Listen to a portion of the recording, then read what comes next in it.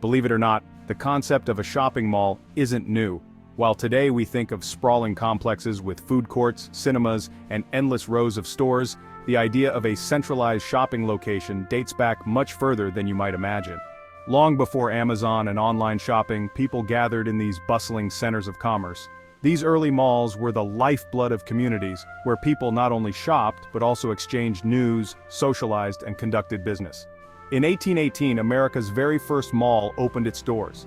This was a groundbreaking moment in the history of retail, setting the stage for the shopping experiences we take for granted today.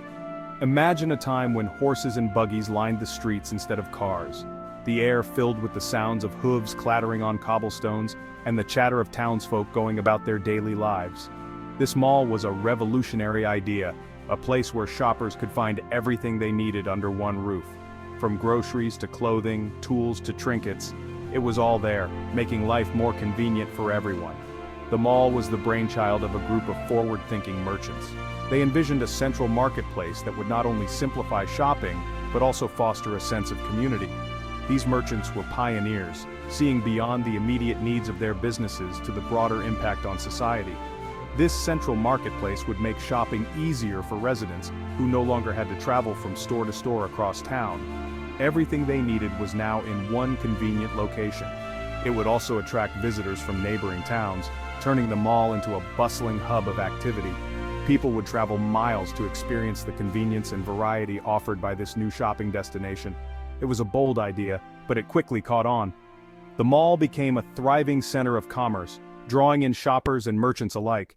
Its success was a testament to the vision and determination of its creators. The mall became the heart of the community, a place where people came together not just to shop, but to connect with one another. It wasn't just a place to shop, it was a place to socialize, to do business, and to be entertained. Community events, performances, and meetings were held there, making it a vibrant part of daily life. Business meetings took place in the mall's common areas, and entertainers would often perform to the delight of shoppers. It was a place where commerce and culture intersected. The mall's opening marked a new era in American retail. It was covered extensively in local newspapers, and the excitement was palpable. People were eager to see what this new shopping experience was all about. It paved the way for the modern shopping centers we know today. The concept of a centralized shopping location has evolved over the years, but the core idea remains the same. From the first mall in 1818 to the sprawling complexes of today, the goal has always been to bring people together and make shopping a more convenient and enjoyable experience. As we look back at the origins of the shopping mall, we can appreciate how far we've come. The vision of those early merchants has shaped the way we shop and interact with our communities.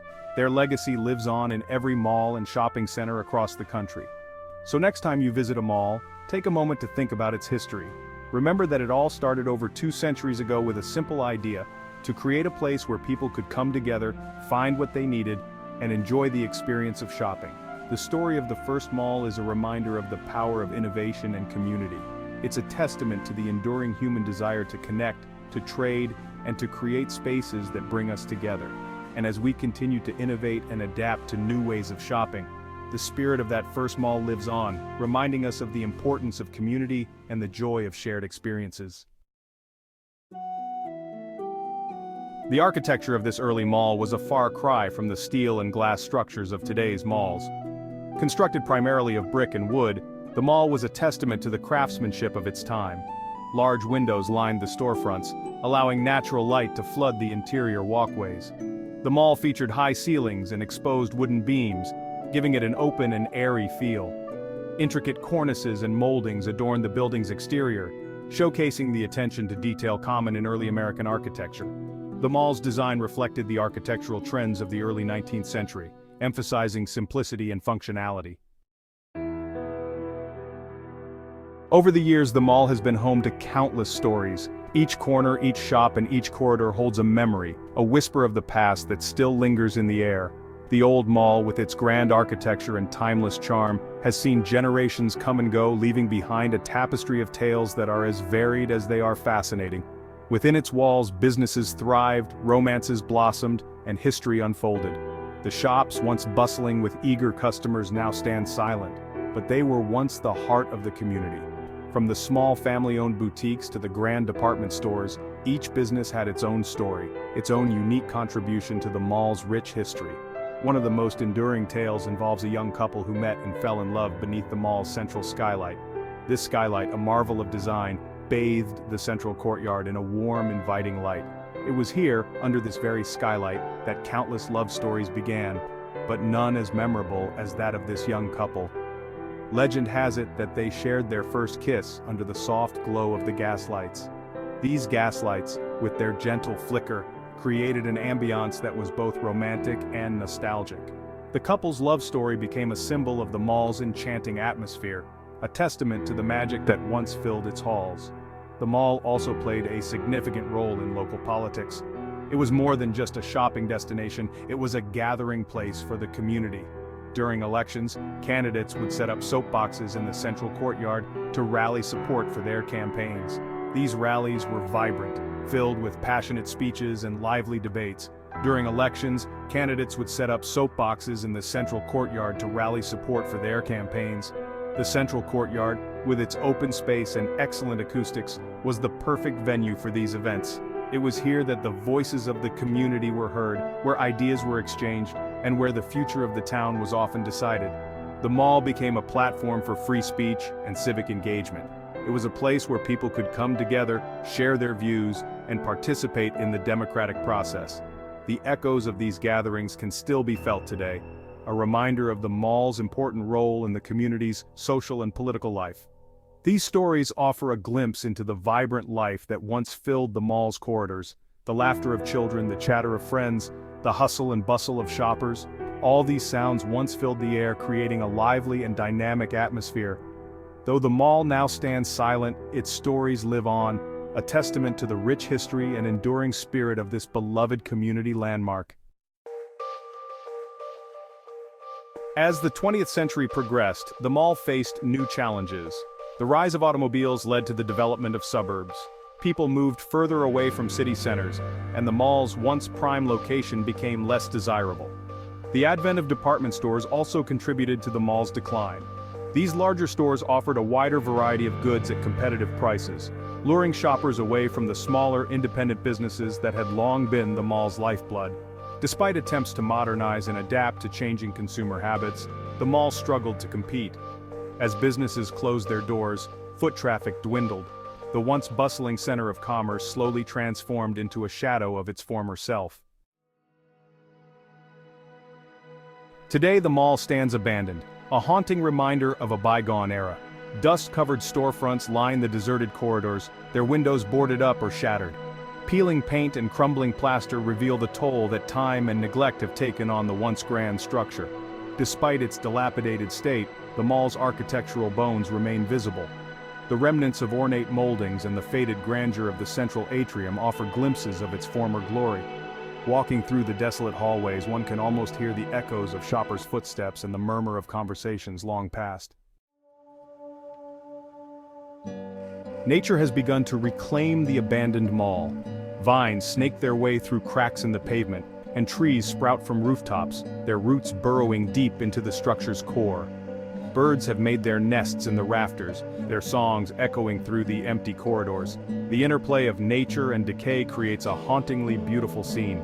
It's a poignant reminder of the impermanence of even the grandest human creations. The mall's disintegration speaks to the relentless power of time and the cycle of growth and decay that governs all living things. Section 7. Whispers of the past, artifacts and forgotten treasures. Scattered amongst the rubble and debris are remnants of the mall's past. Discarded mannequins stand frozen in time, their painted smiles faded and cracked. Old shop signs, their lettering barely visible, hint at the businesses that once thrived within these walls. In a forgotten corner, a pile of leather-bound ledgers reveals handwritten accounts of sales and transactions. These artifacts offer tangible connections to the people who worked and shopped in the mall. Each object tells a story, offering a glimpse into the daily lives of those who came before us. Section 8. A community remembers efforts to preserve the past. Despite its abandoned state, the mall has not been forgotten. Local historians and preservationists recognize its historical significance and are working to document its story. Efforts are underway to secure funding for stabilization and restoration projects. The goal is to preserve the mall's remaining structure and transform it into a museum or cultural center. This would allow future generations to learn about the mall's history and its place in the evolution of American retail. The community's dedication to preserving this piece of their past reflects a deep appreciation for their heritage. Section 9. Lessons in the Rubble: What the Mall Teaches Us. The abandoned mall stands as a testament to the ever-changing nature of society. Its rise and fall mirror the shifts in American culture, economics, and urban development. The mall's story reminds us that even the most enduring structures are not immune to the forces of change. Its abandonment serves as a cautionary tale about the importance of adaptation and the need to balance progress with preservation. The mall's legacy challenges us to consider the long-term impact of our choices and to value the stories embedded within our built environment. Section 10. A time capsule unearthed: The mall's legacy. The abandoned mall is more than just a pile of bricks and mortar. It's a time capsule, preserving a slice of American history. Once bustling with life, laughter, and commerce, these now silent halls echo the stories of countless individuals who walked through them. Each store, each corridor, holds memories of a different era, a different way of life. Its story offers valuable insights into the evolution of consumer culture, from the rise of the suburban shopping mall in the mid-20th century to its decline in the face of online shopping and changing consumer habits. These malls were once the epicenters of social life, where families gathered, teenagers hung out, and communities came together. The rise and fall of industries are mirrored in the fortunes of these malls. As manufacturing jobs left cities and towns, the economic downturns hit these commercial hubs hard. The once thriving retail spaces began to empty out, leaving behind shells of their former glory.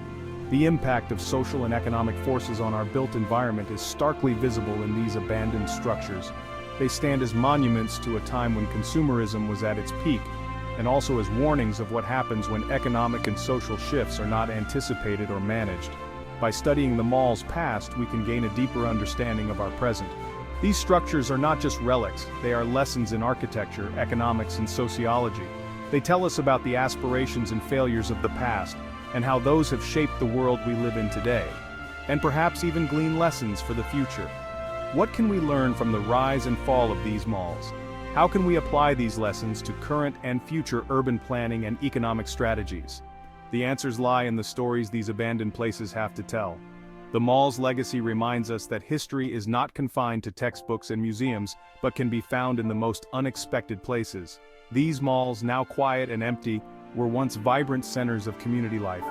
They hold within them the artifacts of everyday life, the remnants of a not-so-distant past, but can be found in the most unexpected places, whispering to us from the ruins of a bygone era. These whispers tell us about the people who shopped, worked, and played here. They tell us about the economic booms and busts, the social changes, and the technological advancements that have shaped our world, whispering to us from the ruins of a bygone era.